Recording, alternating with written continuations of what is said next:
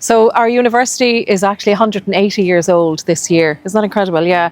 So built in 1845. I think the first students were arrived maybe a couple of years later. And it's interesting that around that time, actually, the famine was sweeping Ireland.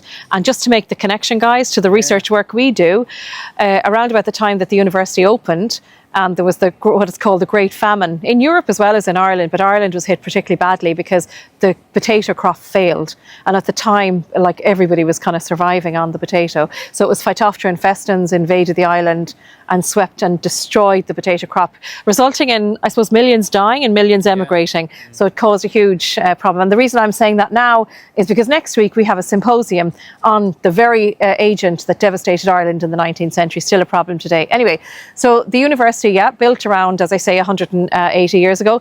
The university itself sits on about 42 acres, which is quite a substantial size, area. And we have an internationally accredited arboretum. And actually, if you want to see more about the arboretum, I've been involved in this project over several years now on making that more accessible to the public. We run tours and everything. And we had a national project with the OPW, National Parks, Tree Council, and you can find more about the trees on Irish Tree Explorers Network at UCC I-10. So yeah, what do you want to mention something about this? Yes, Bikal. So there's a really interesting story that goes about this central path here, and every student who hasn't graduated yet knows not to walk down that central path or you will never graduate. That's the story. So did you know that? I didn't know that. Yes, well, you're okay, you've graduated, so you're fine, but you don't want to be drawing bad luck on yourself by walking down that path.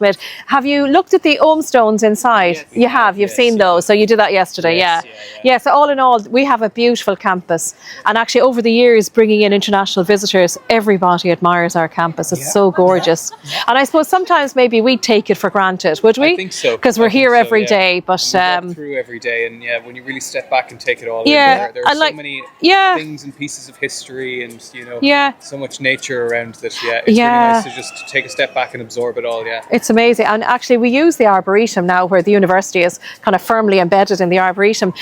We use that for teaching and research purposes as well. So all in all, it's amazing. And I think we have over 26,000 students at the moment, and quite an international campus as well. Yeah, one random question, any master students who are working in life science or art science are watching this video. Yes.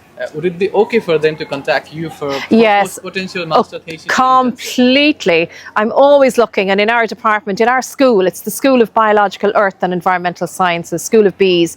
Please do get in touch. My email is b.doyle, D-O-Y-L-E, at ucc.ie. I'm actually programme coordinator for CK404, which is the entry for the undergraduates. But by all means, any postgraduates do in the first instance, and I can pass your email on then. If it doesn't match my area of expertise, I of course will pass it on to my colleagues where they might be, find greater compatibility. Yeah. Thank you so much. Thank you so much. No problem. Thank you. Yeah, great talking to Bikal. Okay.